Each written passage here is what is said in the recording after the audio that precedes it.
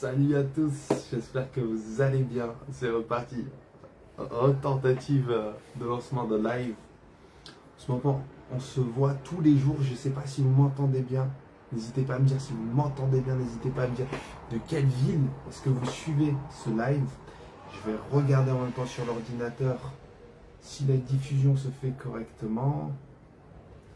Alors, je commence à voir des gens apparaître. Est-ce qu'on a notre ami Benjamin? Est-ce que ça va être avec notre ami Benjamin de Perma Cabadio? On va parler cette fois-ci d'émotions, d'humain, de végétal, peut-être aussi d'animal. Alors, est-ce que tu es là, Benjamin? Je vous demande vraiment pardon, je suis vraiment désolé parce que à chaque fois que je me rapproche de l'écran, je fais une tête de fâché, une tête de lama fâché. Connexion lente. Benjamin, n'hésite pas à m'envoyer un petit message si tu es avec nous sur le live.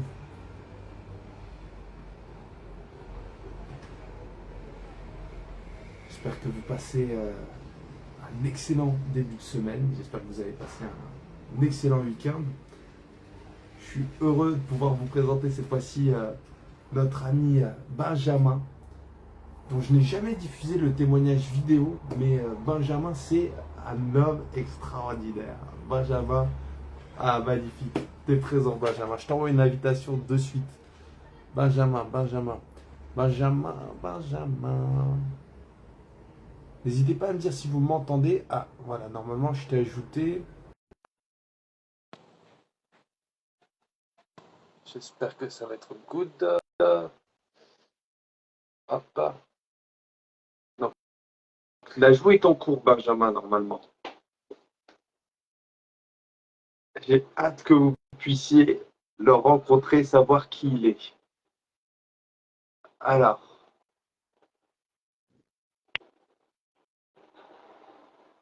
Alors, je t'entends, Benjamin. Oui, j'arrive. Ah, Je suis là. Tu mince. m'entends? Ouais, je t'entends, mais je ne te vois pas. C'est vrai. On va trouver pourquoi. On va regarder Et, ça. et- et je crois que moi, ma tête est déformée là sur l'écran. Il y a des choses qui arrivent. Est-ce que tu me vois là? Ah, yes, là je te vois. Là je te vois. Super. Par contre, Ça va? je t'entends pas depuis mon casque. Je sais pas Ah, pourquoi j'entends pas les gens depuis mon casque. peut-être ton casque n'a plus de pile. Ah, c'est étonnant, non, il a des piles.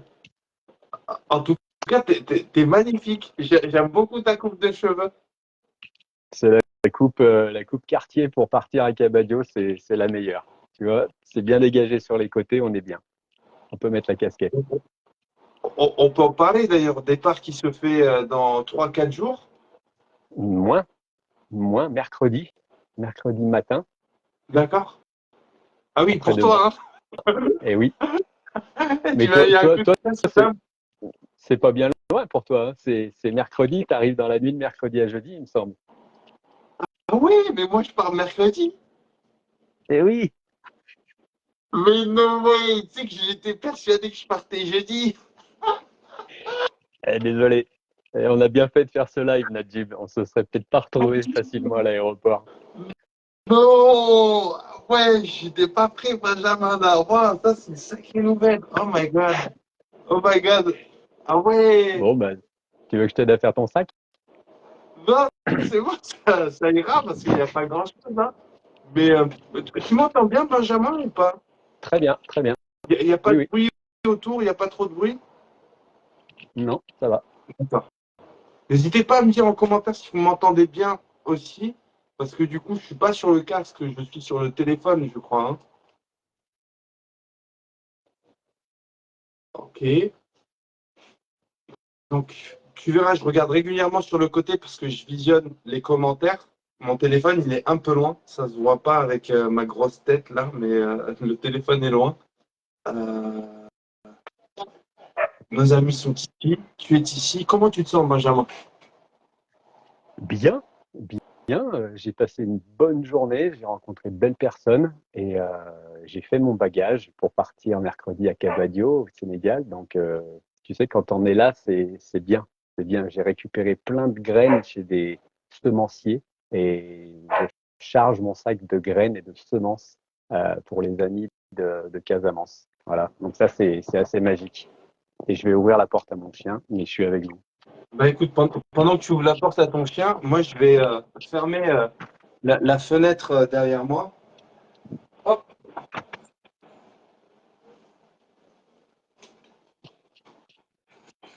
tu sais, c'est Il y a vraiment. toujours une histoire de chien quand je fais des lives avec Najib. Pour ceux qui nous suivent de temps en temps, vous devez vous en rendre compte. La dernière fois, il s'est fait attaquer par des chiens. Et cette fois, finalement, bah, c'est les chiens qui ouvrent un petit peu les portes tout seuls, mais qui n'arrivent pas à les refermer. Donc, peut-être falloir qu'on travaille là-dessus, Najib. Je pense ça aussi parce que la dernière fois, on a fait un tournage avec Asma, donc championne Mhm. d'Afrique de judo pendant près de 10 ans, je crois, en tout cas 5 Ouais. ans sûrs.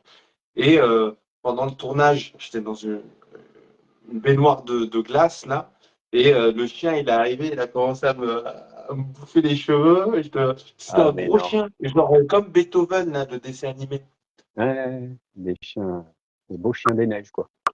Bah, justement, tu parles de travailler ses peurs. Je vais le mettre en lien avec ce que tu nous partages là, puisque dans 2, 3 jours, on va partir pour un voyage solidaire et thérapeutique. Donc, ce sera l'occasion de pouvoir mener un certain nombre d'actions solidaires sur place, de constater ce qui est fait, réalisé par toi et nos amis à Cabadio depuis près de 20 ans maintenant. Et ça va être l'occasion également de travailler sur ses peurs, sur ses émotions, euh, sur la connaissance, voire la conscience de soi. Mm, c'est ça. Qu'est-ce que tu peux nous dire concernant justement déjà ton état à l'idée de partir sur un tel séjour? Moi, j'ai une certaine sérénité là qui est souvent celle de ces avant-départs euh, parce que le stress de l'organisation est passé. On part à 17 personnes, donc c'est un gros séjour. Hein. Il y a toute une logistique autour de ça. On part dans une contrée, j'aime bien le mot contrée parce que ça éloigne un petit peu de la réalité et de l'urbain, je trouve. On part dans une contrée qui est enclavée, c'est-à-dire qu'elle n'est pas desservie par les routes goudronnées qu'elle a tout juste à peine depuis 10 ans l'électricité et qu'il n'y a pas encore l'eau courante. Et on part du coup dans un endroit où déjà on est en rupture. On est en rupture de la société, on est en rupture de nos repères, de tout ce qu'on vit ici. Euh, et ça nous rapproche, autant ça nous éloigne de notre société consumériste, matérialiste et bien souvent un petit peu difficile à vivre au quotidien. Et ça nous rapproche par contre de nous, de nos peurs, de notre spiritualité, mais de notre être et de notre âme. Et moi, je suis dans mon cœur, en tout cas, dans une forme d'ouverture à l'approche de ces départs qui est toujours sereine. Et ma femme m'a écrit ce week-end parce que je ne la vois pas forcément la semaine. Et elle m'a dit que voilà, elle avait senti qu'aillait le voyage arrivait, que j'avais passé ce cap justement de l'organisation importante et la bascule qui fait que aïe, maintenant je mets mes chaussettes dans la valise, je mets mes graines là et je sais que je vais prendre l'avion dans la nuit de mardi à mercredi. Voilà mon état en tout cas, Najib. Très bien, très bien. Mais, c'est toujours un plaisir d'échanger avec quelqu'un qui est dans une perspective ou dans un état, en tout cas, de paix et de sérénité au moment de partir. Parce que c'est vrai que je sais pas pour toi hein, comment c'était, mais nous, dans notre enfance, nos premiers voyages, c'était comme une mort. Mm. Moi, ma maman, et je lui fais un gros bisou hein, si jamais elle vous regarde, je te jure, Benjamin, tu sais, dans, dans, dans la confession musulmane, avant de décéder, l'idée c'est de faire l'attestation de foi. Tu vois, tu attestes qu'il y a un seul Dieu unique. Mm. Et en fait, à chaque fois, au moment de rentrer dans l'avion, notre maman, elle était tellement stressée qu'elle nous disait, Chad, fais l'attestation de foi.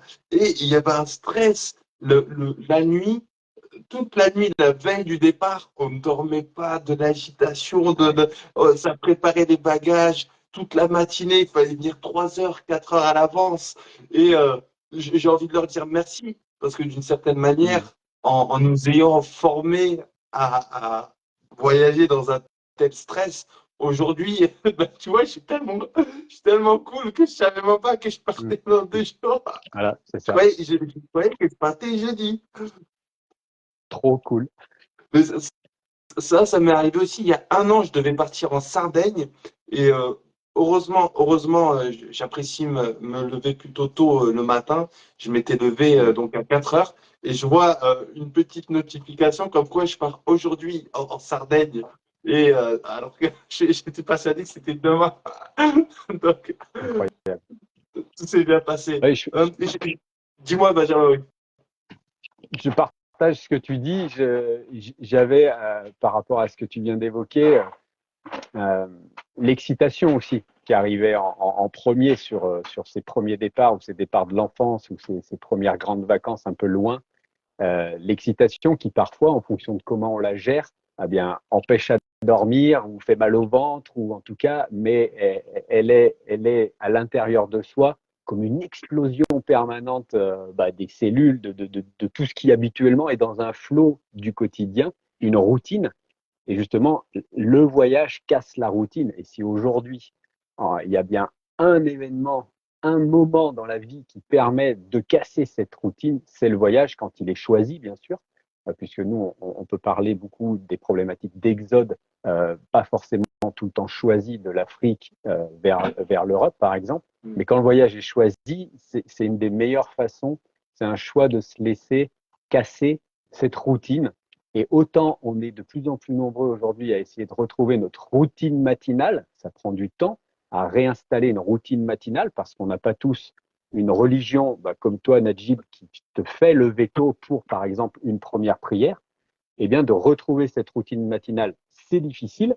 Et à la fois, de casser une routine de vie, une routine de couple, une routine de travail, c'est aussi très difficile. Et c'est vrai que le voyage, il a en ça que par exemple en 8 heures d'avion, en 6 heures d'avion, bim, on a cassé. On a créé cette rupture est créée et elle peut amener des peurs, elle peut amener de l'excitation, de la bonne, du bon stress, du mauvais stress, mais en tout cas, on casse la routine. Et ça, je crois que c'est déjà un cadeau qu'on se fait à soi-même parce que ça n'existe pas à d'autres moments. Ça n'existe pas à d'autres moments. Voilà. C'était mon partage sur ce que tu venais d'évoquer à l'instant. Bah, ça me suscite deux questions pour toi, Benjamin. Tu parles et tu fais ce geste de casser la routine. Euh, et il me semble que toi aussi, tu as cassé avec peut-être un rythme de vie, une manière de, de, de vivre en France. Tu as réussi à opérer une cassure. Donc, peut-être première question, si tu pouvais nous parler justement de cette cassure que toi, tu as opérée avec tout ce système, je ne sais pas si on peut dire ça Mm. comme ça. Euh, Mm. comment est-ce que tu l'as vécu? Pourquoi est-ce que tu as aspiré à cette cassure? Et qu'est-ce qu'elle t'apporte aujourd'hui dans, dans ton être? Mm. Cette cassure, elle s'est faite dans les années 90 quand j'avais 20 ans. Ça a été violent et c'est pour ça qu'effectivement, peut-être le geste, il est encore marqué par quelque chose de tranchant. J'ai appris plus tard qu'on pouvait arriver à trancher et que beaucoup de gens font un travail thérapeutique pour trancher, justement, arriver à décider ou se couper, en tout cas, de quelque chose qui les tire plutôt vers le bas ou en arrière. Moi, ça a été la violence à l'état pur, c'est-à-dire euh, une période de grande solitude, mêlée d'échecs scolaires, mêlée de services militaires forcés, puisque j'étais parti de chez mes parents trop tôt, donc j'ai pas forcément fait les démarches, etc. Mêlée à toutes nos addictions de jeunes Européens, comme l'alcool notamment, qui fait que bien on s'enfonce encore plus dans des schémas routiniers quand on a besoin d'un breuvage ou de quelque chose, d'une substance qui nous dit qu'à telle heure, on a cette récompense, etc. Donc, on est coincé déjà au quotidien dans ces addictions-là. Et puis, des rencontres. Et c'est ça qui rend positif finalement la rupture, c'est que si je décide à 20 ans de tout lâcher, un boulot de commercial, des centres, des études que je reprends, mais qui sont des trucs en ligne où on est dans du management, business school, etc. Si je décide de casser tout ça, c'est parce que je fais une rencontre. Et je fais une rencontre avec l'Afrique en France. Et ça, c'est marquant. Et ça, c'est incroyable, puisque dans une rencontre, quand tu as moi, le seul jeune homme musulman africain que j'ai connu, c'est Kader, et je l'emmène avec moi dans mon cœur toute ma vie. Sa maman m'avait offert un chapati quand on était allé voir un parc animalier, et c'était le moment du pique-nique. Et il avait fait des chapatis, et Kader, c'était mon ami. Et il m'a offert la moitié de son chapati, c'était en CE2, CM1, je ne sais pas. Et mon milieu rural de vie fait que je connaissais pas d'autres musulmans, j'avais jamais mangé de chapati et j'en ai pas rencontré tant que ça des musulmans jusqu'à mes 18-20 ans où j'ai rencontré Tala, un jeune Sénégalais dans la classe de mon frère, dans l'école de mon frère en chaudronnerie, qui avait réussi à faire une sorte d'Erasmus Sénégal-France. Et une grande nuit de solitude où j'avais très mal au ventre à cause justement de mes addictions à l'alcool et au stress de ma vie, parce que j'hébergeais une dizaine de personnes dans mon F3, notamment une jeune prostituée yougoslave, un jeune kurde, etc. Eh bien, je me suis retrouvé à parler toute la nuit avec quelqu'un qui avait la foi en sa famille, la foi en son pays et une religion qu'il vivait au quotidien, et ça, j'avais jamais vu. Eh bien, je crois qu'un mois et demi, j'étais dans l'avion pour Dakar pour passer 6 mois dans les quartiers HLM au bord de l'autoroute, dans sa famille à lui. Et ça, c'était la rupture, le bout de la rupture finalement, la direction de la rupture. Donc, autant tu sens qu'il y a une détresse, il y a une souffrance qui t'emmène vers la rupture, mais tu sens que tu vas vers le vide, tu vas vers la falaise, tu vas vers le gouffre, et autant tu peux avoir une rupture beaucoup plus apaisée, beaucoup plus calme, parce que et arrive, la rencontre arrive, se présente à toi, parce que tu as suffisamment peut-être ouvert ton cœur pour que cette rencontre puisse se passer. Donc c'est ça qui s'est passé. Et la suite, c'est la suivante, c'est que au bout de 6 mois en Afrique de l'Ouest, à y retourner après pour à tout prix essayer d'aller en Casamance, c'était la guerre, personne n'avait le droit d'aller là-bas, mais la rencontre, encore une fois, avec mon frère de cœur, Pau, a fait que j'ai réussi à passer par la route de la contrebande pour aller en Casamance. Et c'est là qu'avec des amis, on a créé l'association Il était une fois une rencontre. Et pour moi, j'ai bouclé cette boucle-là de la rencontre et donc de la rupture positive. Voilà. Selon toi, comment ça se fait que ce moment de bascule, il vient comme ça dans nos vies? Est-ce que c'est quand on commence à se poser vraiment des questions que les réponses s'ouvrent à nous de cette manière ou comment tu l'expliquerais? Systématiquement, c'est ces moments de bascule, puisque j'en ai vécu plusieurs. Ces moments de bascule sont arrivés avec la mort, Najib. Systématiquement, ces moments de bascule sont arrivés avec la mort. Donc, pour moi, c'est la naissance qui est importante dans ces moments de bascule.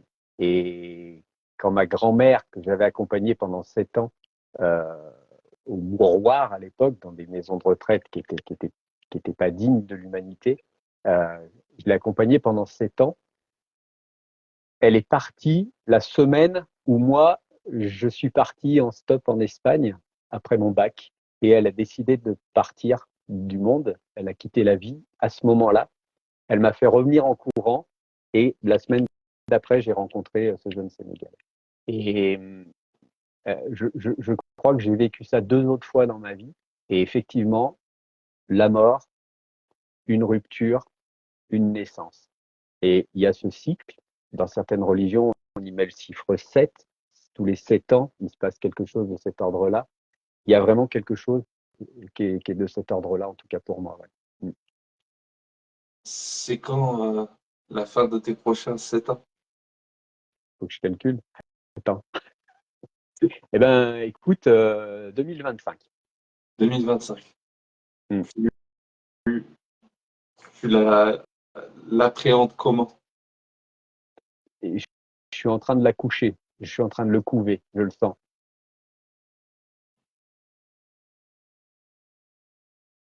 C'est puissant.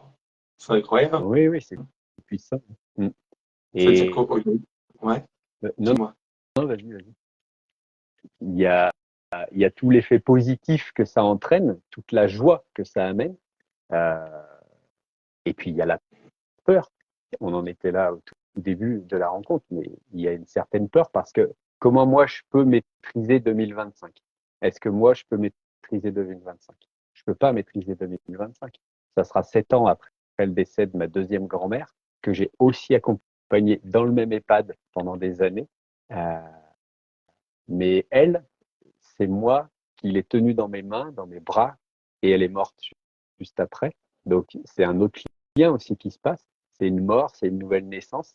Et là, il y a 7 ans qui arrivent. Et j'ai des choix très importants à faire. Il y a quelque chose qui se passera en 2025. Euh, moi, je suis curieux, j'ai envie de 2025. Mais je sais que je suis en gestation là, donc je sais que ça peut pas aller plus vite.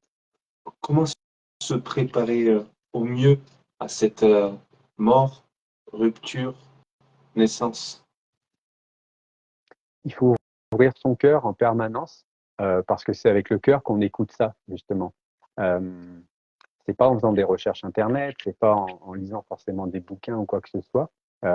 C'est d'humain à humain. Voilà. C'est grâce aux vivants, grâce aux humains qu'on va pouvoir euh, ressentir ce qui touche les autres, ce qui nous touche, ce qui rentre en communion avec les uns, avec les autres. Et tout ça, faut un cadre. Faut un cadre bien établi pour que ça puisse fonctionner. Si ma vie aujourd'hui, c'est métro, boulot, dodo, est-ce que j'ai le temps de rencontrer l'humain? Est-ce que j'ai le temps de rencontrer l'autre? Est-ce que j'ai le temps de me rencontrer moi-même? Pas forcément. Aujourd'hui, moi, j'ai choisi de vivre avec les arbres. Les arbres, pour moi, c'est des êtres comme les autres. Ce sont juste des non-humains. D'accord? C'est de loin pas des non-vivants, mais ce sont des non-humains. Mais aujourd'hui, ma facilité d'être en contact avec les arbres me permet finalement de créer ma ville, de créer mon urbanisme autour de chez moi et d'être chaque jour avec les arbres pour pouvoir justement être en relation avec moi-même. Voilà. C'est le fait de pouvoir échanger, de respirer le même air que d'autres êtres vivants, d'ouvrir son cœur, c'est à ce moment-là, avec la méditation, avec des temps personnels, avec des temps de recueillement et de ressourcement, c'est à ce moment-là que je vais pouvoir justement préparer ces moments, ouvrir ces moments. Et la rupture, elle peut arriver, la mort, elle arrivera, mais la naissance, elle sera prête. La naissance, elle adviendra. Aujourd'hui, on n'est pas forcément en mesure tous de pouvoir renaître quand il arrive une rupture, et on le voit bien dans la dépression, dans la détresse. On a beaucoup de gens autour de nous qu'on soutient, qu'on aide, qu'on accompagne, qui ont eu une rupture, qui ont eu une mort, mais la naissance, elle n'arrive pas. C'est cette étape-là qui manque finalement. Et, et aujourd'hui, moi, je crois, en tout cas, j'ai foi en ce que cette prochaine naissance, elle advienne. Je vois, Bertrand qui dit j'aime tes paroles, Benjamin. Tu mets des mots sur ce que j'ai vécu et ressenti. En gestation également. Vive Mhm. l'agroforesterie et la renaissance. Hum, Qu'est-ce qui amène? Alors là, on a parlé du coup de comment préparer peut-être ce passage-là. Qu'est-ce qui amène, qu'est-ce qui empêche quelqu'un de passer de la rupture à la renaissance? La, la préparation, c'est-à-dire que le quotidien est une préparation. Chez les bouddhistes, on se prépare toute sa vie à mourir. C'est intéressant comme concept. C'est-à-dire que toute sa vie, on fait du bien, on fait du bon pour pouvoir obtenir une bonne réincarnation, mais surtout pour pouvoir mourir en fait, pour pouvoir mourir dignement, pour pas être juste renversé par un bus en traversant la route, pour pas mourir dans sa maladie, dans sa détresse, dans sa dépression. Et moi, je crois très fort à ça. Je crois très fort que si toute ma vie, alors après, on utilise le karma, on utilise tous les mots qu'on a envie, faire du bien, être un bon samaritain, etc. Mais si toute sa vie, ou en tout cas tous ses cycles de vie, parce que moi je crois qu'on peut justement avoir plusieurs morts et plusieurs renaissances, si tous ces cycles de vie, on les prépare, on les entretient, on aura une nouvelle naissance. On aura une nouvelle naissance. et qui sera peut-être pas à la hauteur de nos espérances. Mais si on a des espérances, on a des attentes. Si on a des attentes, on n'a pas forcément construit les choses de la bonne manière. Il y a une bonne manière de les construire? Oui, je pense que les attentes font que l'ego est encore très présent et ce travail sur l'ego, il doit faire partie pour moi, en fait, de ce travail de reconnexion à soi-même, de reconnexion à la personne, à la vie, pour pouvoir préparer une nouvelle naissance et déjà pour pouvoir mourir tranquillement, pour avoir cette rupture correcte. On peut choisir après la, la vie qu'il y aura après cette renaissance ou il s'agit juste d'ouvrir son cœur et d'accueillir tous les scénarios possibles? Il s'agit d'ouvrir son cœur et d'accueillir.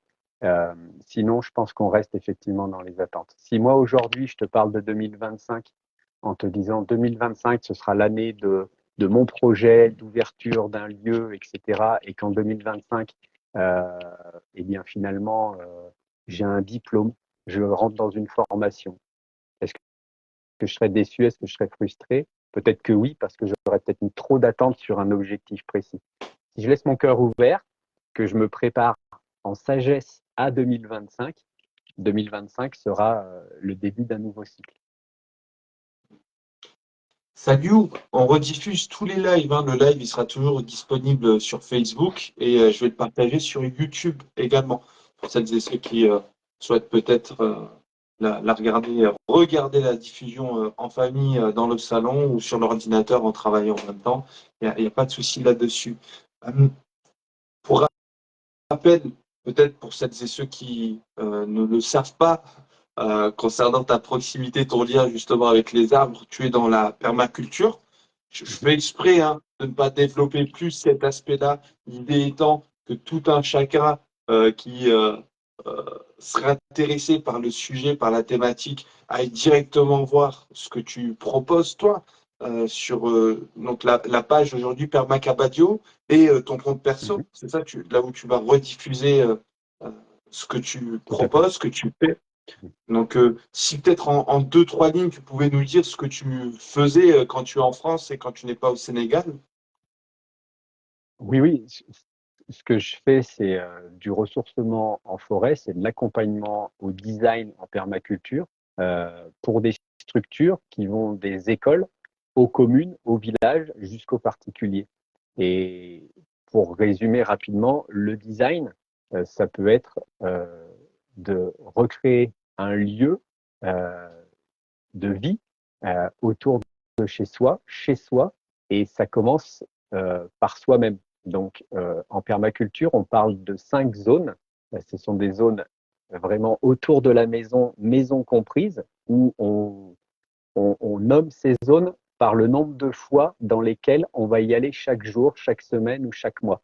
C'est-à-dire que ma zone 1, ça va être ma maison, par exemple, et ma zone 2, il y aura mon poulailler, il y aura mon potager, où je vais y aller pratiquement tous les jours.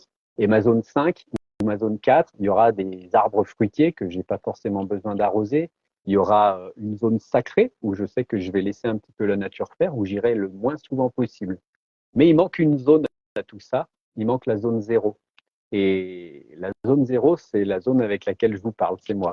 Et cette zone 0, c'est un jardin, il faut l'entretenir, il faut le nourrir, l'amender. Voilà. Donc c'est comme ça, en tout cas, que je propose la permaculture, mais j'accompagne effectivement beaucoup de gens et j'adore accompagner notamment les enfants ou les plus jeunes parce que je pense que ça leur amène une joie d'être avec le vivant, avec la nature. Euh, c'est pas forcément ce qu'on leur apprend à l'école. Donc voilà un Sachant que petit peu le principe. Oui, sachant que tu proposes ça dans toute la France. oui, effectivement, oui. Après, l'idée, c'est que ça dure plus ou moins longtemps et qu'à terme, effectivement, les gens viendront aussi chez moi dans ma forêt quand elle sera prête et accessible, parce qu'aujourd'hui, il manque l'hébergement. Là, ça sera pour moi euh, le summum. Donc, ouverture prévisionnelle en 2025. Alors, toi, tu entends des choses que moi, je n'entends pas et que je ne demande pas, mais effectivement, peut-être qu'en 2025, il se passera quelque chose de cet ordre-là, Nadji. D'accord. Ouais, c'est ce que j'avais cru entendre, effectivement. Hein. Je sais pas pourquoi. Ok, Ouais, ouais. Il y a des chances que ça puisse se concrétiser à ce moment-là. d'accord. Mais je nous le souhaite. Je nous le souhaite tous les deux. Pourquoi? Pour une raison que je te Mhm. dirai hors live. Tu auras l'occasion d'en discuter. Euh, mais bon, tu sais qu'avec Amélia, on avait placé l'intention de venir il y a déjà un moment du côté de chez toi. Mhm. Je crois que ça va être le bon moment. Merci. Benjamin, on parlait juste avant d'ouverture de cœur. Mhm. En France, tu es dans la permaculture. Ça fait 20 ans que tu fais des allers-retours en Casamance, à Cabadio précisément, pas très loin de la ville de Ziguinchor, c'est ça, si je me souviens bien. Oui, Euh, oui. En quoi est-ce que le Sénégal peut-être t'a accompagné, aidé justement dans ce mouvement d'ouverture? C'est la famille, le mot qui est le plus fort. En tout cas, aucune personne qui aura rencontré l'Afrique ne vous parlera pas de la famille. Et à ce moment-là de ma vie, donc il y a 25 ans maintenant, j'avais juste besoin d'une famille. Voilà. Et ce que j'ai forcé un petit peu en passant les barrières, les douanes, les frontières qui étaient à feu, à sang et fermées, eh bien, je suis allé avec cette énergie, j'ai poussé, j'ai écarté, et c'est en ça qu'on peut reparler d'une certaine forme de naissance, puisque effectivement, moi, dans mes cycles, il y a eu 92 et il y a eu 99, et en 99, j'ai vraiment franchi des barrières. Je me suis fait attaquer à la mitraillette. J'ai rencontré des chefs rebelles. Euh, je suis arrivé dans des endroits où j'ai marché dans des marécages avec des bagages la nuit. Euh, et j'ai rencontré une famille. J'ai entendu des chants. J'ai rencontré un nouveau-né qui était arrivé en même temps que moi, finalement, dans ce nouveau monde, et pour lui et pour moi. Et quand tu as gagné ça, quand on t'a permis ça, quand on t'a offert ça, je pense que c'est que tu étais prêt. Et, et c'est en ça que moi, aujourd'hui, la légitimité par rapport à mon histoire, de parler de cœur. Voilà. Et de son ouverture surtout. Qu'est-ce qui amène un cœur à se fermer? Le quotidien, la routine, euh, la famille, et puis aujourd'hui, tout ce qui nous entoure et qui fait que quand on oublie de respirer, euh, eh bien, on s'asphyxie, on se ferme, on s'empoisonne. Et c'est une vigilance un peu du quotidien, tout ça, parce que la spiritualité, euh, c'est un travail. La spiritualité, ça s'entretient. La spiritualité et la foi, ça amène la joie et ça peut amener le malheur si, si on l'oublie ou si on la délaisse ou si on est dans le jugement. Et avec tous ces ingrédients là que je viens de citer, eh bien, on a finalement la recette du vivant. On a cet équilibre finalement. Euh, qui même dans beaucoup de traditions, beaucoup de religions, hein, on a le bien, le mal, on a le yin, le yang, on a des choses qui sont plus sombres et plus claires. Euh, on a besoin de l'ombre, on a besoin de l'obscurité, on a besoin de se retrouver dans ces énergies-là, d'une part pour se retrouver soi-même et pour se reposer parfois. Si la nuit il faisait plein jour, on dormirait mal. On a besoin de ça pour apercevoir et pour voir la lumière au loin et pour y aller et pour se décider à y aller et pour se relever et pour sortir de l'ombre et pour se diriger vers cette lumière comme un papillon dans les phares la nuit. Et ça, euh, il y a quelque chose, encore une fois, alors euh, ce soir, c'est le bouddhisme qui me revient parce que j'ai eu une discussion un peu juste avant qui a amené aussi cette énergie-là. Euh, dans le bouddhisme, on parle d'une scie, on parle de vie, mort, vie. Et cette scie, je ne sais pas si vous visualisez tous une scie, les dents sont de plus en plus grandes et on va aller toucher le sommet de la vie et on va redescendre vers la mort qui sera encore plus loin et on va devoir remonter vers la vie qui sera encore plus haute. Et on redescendra vers la mort qui sera encore plus loin. Et ça peut être des cycles d'un jour, d'une heure, de 4 ans, de ce qu'on veut, mais en tout cas, on va aller toucher, on est attiré par la lumière. Toi, moi, les arbres sont attirés par la lumière. J'ai planté des hêtres. Le terme pour moi est symbolique aussi. Les hêtres, c'est un peu les humains de la forêt. J'ai planté des hêtres à l'ombre. Je les ai plantés à l'ombre pour qu'ils soient dans un cocon, pour qu'ils soient protégés des autres arbres. Je les ai plantés cet hiver, 3 petits hêtres qu'on m'a offerts. Et là, quand je les regarde chaque jour, je vois qu'ils vont vers la lumière. Donc, ils sont en train de faire de la tige, ils sont en train de faire du bois, ils sont en train de faire un arbre en se dirigeant, en allant chercher la lumière.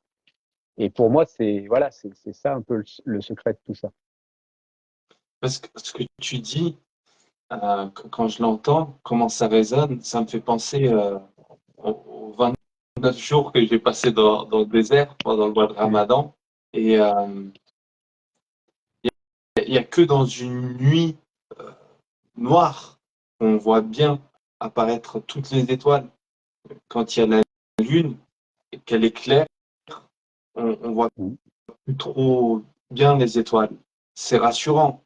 C'est rassurant parce qu'on a parfois avec la lune en plein milieu du désert, ça éclaire, on a l'impression que c'est le jour. On voit aussi bien quasiment qu'en journée. Et lors de nuits noires, obscures, ça va arriver. Des fois, j'étais dans la tente, j'avais ma petite lumière et j'avais besoin de sortir pour aller, aller faire la seule chose qu'on est amené à faire dans l'obscurité, en plein milieu de la nuit dans le désert, c'est-à-dire aller aux toilettes.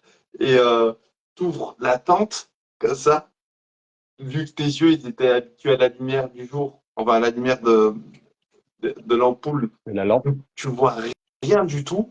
C'est l'obscurité la plus totale. Elle est presque oppressante. Ça fait peur. Et quand tu prends le temps de peut-être même fermer les yeux, rester immobile, calmer le mental, apaiser tous les scénarios qui sont en train de défiler, quand tu prends le temps de respirer et te dire, tu sais quoi, ça va bien se passer, ça va bien se passer. Il n'y a pas de raison que ça se passe mal. Tu l'as fait souvent. Oui, en plus.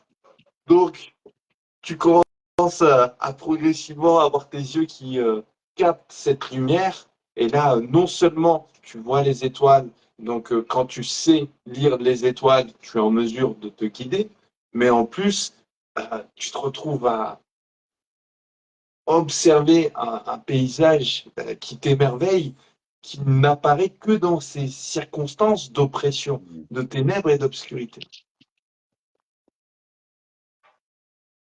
Oui. C'est juste cette chose-là qui est venue quand tu parlais de ça. Justement, tu disais les êtres, ce sont un peu les êtres humains pour toi de, de la forêt ou de la famille des arbres. Est-ce que, justement, il y a d'autres arbres qui représentent, incarnent quelque chose? Oui, alors on peut avoir tous son arbre ou un arbre qui incarne plus quelque chose, mais on a quand même aujourd'hui des familles d'arbres, de par leur lenteur à pousser, de par leur fragilité ou au contraire leur force, qui, qui incarnent ce qu'on en fait aussi. Il y a des arbres, par exemple, je pense au frêne. Cet arbre, il pousse assez rapidement, assez droit, il a très peu de branches et pour moi, c'est un arbre, du coup, c'est un peu un forçat, c'est un arbre assez travailleur. Et l'année dernière, j'ai appris à fabriquer des outils traditionnellement, sans électricité. Et avec les frênes, on fabrique le manche des outils. D'accord? Voilà. Et ça, tu vois, c'est ce genre d'association qui, pour moi, rapproche le vivant euh, des arbres et des humains. C'est-à-dire qu'ensemble, on a su trouver un bon compromis. On fait pousser des frênes qui vont assez vite, qui sont droits, et nous, on en fait nos outils. Et pour nous nourrir, principalement. Et ça, tu vois, par exemple, c'est un exemple qui est assez intéressant. Et puis, il y a tous ces arbres de la symbolique, il y a tous ces arbres comme les grands chênes, les vieux chênes, vers lesquels ils ont poussé pendant des centaines d'années, donc vers lesquels tu vas chercher la sagesse, tu vas te recueillir. Et je ne sais pas si toi, Najib, tu as déjà fait ce qu'on appelle aujourd'hui un peu, bon, on appelle ça des câlins aux arbres, de la sylvothérapie. Euh, mais il y a effectivement déjà dans le choix de l'arbre vers lequel tu vas te diriger, et ensuite dans le ressenti et dans ce que ça te procure, il y a effectivement justement voilà ce que cet arbre-là euh, amène à la forêt, amène au monde et peut t'amener à toi. C'est vrai que c'est pas quelque chose que je vais faire systématiquement. Je pense déjà parce que j'ai pas forcément grandi au milieu de grands arbres, euh, même si je pense tu vois, bah là de manière spontanée, c'est vrai que je pense à un certain nombre d'arbres qui ont été très marquants. Je pense notamment à, je sais pas comment s'appelle l'arbre qui fait des pêches. C'est un pêcher ou un pêchier? Un péché, ouais. Un D'accord. péché. Tu vois le niveau de connaissance et de maîtrise de... Donc, il y avait dans notre maison familiale en Algérie un pêcher que mon grand-père avait planté au moment où la maison avait été construite. Et il faisait des pêches formidables, magnifiques.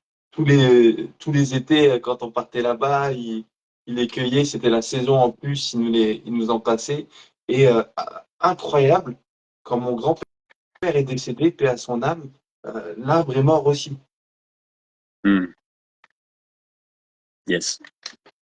Je pense aussi à un grand arbre qui avait euh, dans un parc, je viens de Toulouse, il y a la fenêtre de chez nous, elle donnait sur un grand arbre.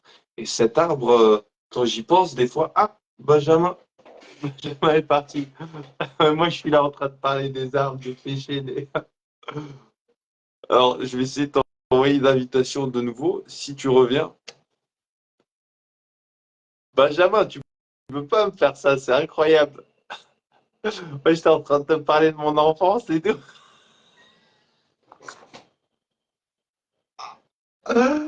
Ah, c'est magique les aléas du direct. Alors, je crois qu'il m'a envoyé un message sur WhatsApp. Non. Bah, écoutez, si vous avez des questions un peu sur tout ce dont on est en train de parler, si vous souhaitez parler vous aussi d'un arbre qui a marqué votre vie, votre existence, n'hésitez pas à le faire en commentaire. Alors, Benjamin, où est-ce que tu es? Salut Akima, c'est incroyable. Bah, je tenais à vous présenter Benjamin parce que Benjamin, c'est quelqu'un de... Bon, de toute façon, si vous l'avez entendu, vous l'avez vu. Je vais t'envoyer une invitation de nouveau, Benjamin. Ah, je peux pas. Je peux pas t'inviter de nouveau, Benjamin. Donc, je pense que ça veut dire que c'est la fin de notre live. Euh, je voulais vous le présenter, Benjamin, pour son humanité profonde, pour sa sensibilité profonde. Ah, est-ce que tu peux envoyer une invitation à participer, Benjamin? Parce que sinon, je vais devoir couper le live et on va devoir recommencer, ce qui serait dommage.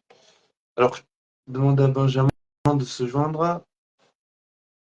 Ah, c'est bon, je t'ai envoyé un ajout. On m'a mis échec de connexion.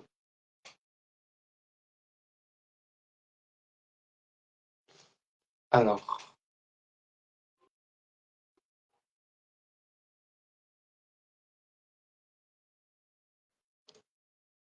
normalement, je t'ai envoyé une invitation, Benjamin. Tu as juste à l'accepter. Donc, je voulais vous le présenter pour sa profonde humanité, pour sa magnifique sensibilité. Il fait partie de ces gens découverts, rencontrés sur les réseaux sociaux qui ont un petit quelque chose de différent, un petit quelque chose qui donne foi en l'humanité, qui donne envie de continuer de multiplier les rencontres, qui donne beaucoup d'espoir. On s'est retrouvé à vivre un voyage extraordinaire en sa compagnie au Sénégal, puisqu'en parallèle du coup de sa présence en France, c'est ce qu'il fait. Ça fait 20 ans qu'il se rend en Casamance, au même endroit. Ça marche, Benjamin, à ton rythme. Ça fait 20 ans qu'il fait des allers-retours réguliers en Casamance. Les projets qu'il mène là-bas sont extraordinaires. Je vous ai mis un lien dans la description de la vidéo. Un lien pour pouvoir avoir une idée de ce qui se fait en matière d'action au profit des écoles, au profit d'un dispensaire. Le dispensaire, c'est un petit hôpital de fortune, mais vraiment un petit hôpital, là où les femmes se retrouvent à accoucher. Moi, il en parlerait bien mieux que moi, mais les besoins sont immenses, sont énormes. Et la population, elle est aimante et d'une humanité, d'une spiritualité qui vient nourrir le cœur et l'âme. Benjamin, on a pu vivre ce voyage à ses côtés pendant une semaine. On va repartir ensemble dans les jours qui viennent avec un groupe de 17 personnes. On sera 17 personnes, comme il vous l'a dit en début de live. Et je voulais que vous puissiez le rencontrer, le découvrir pour aller vous aussi peut-être créer des initiatives, vous lancer dans des projets. Et est-ce qu'on va pouvoir te réinviter, Benjamin?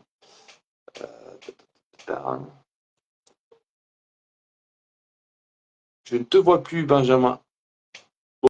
Bon, ben, je pense que ça va faire une coupure de live comme avec notre ami Mohamed des Énergies, si vous vous souvenez. Merci à vous d'avoir assisté à ce live. Je ne vais pas vous retenir plus longtemps. Il sera disponible à la rediffusion ici sur Facebook, sur YouTube également. Si vous souhaitez, je ne sais pas, qui est quelqu'un avec qui nous puissions interagir, quelqu'un que nous pourrions inviter sur cette émission, entre guillemets, créée de manière très spontanée, n'hésitez pas à mettre en commentaire ou à m'envoyer en privé des profils de gens avec qui vous souhaiteriez qu'un échange se fasse. Je vous souhaite une excellente soirée. Prenez bien soin de vous, prenez bien soin des vôtres et à très bientôt pour une nouvelle rencontre.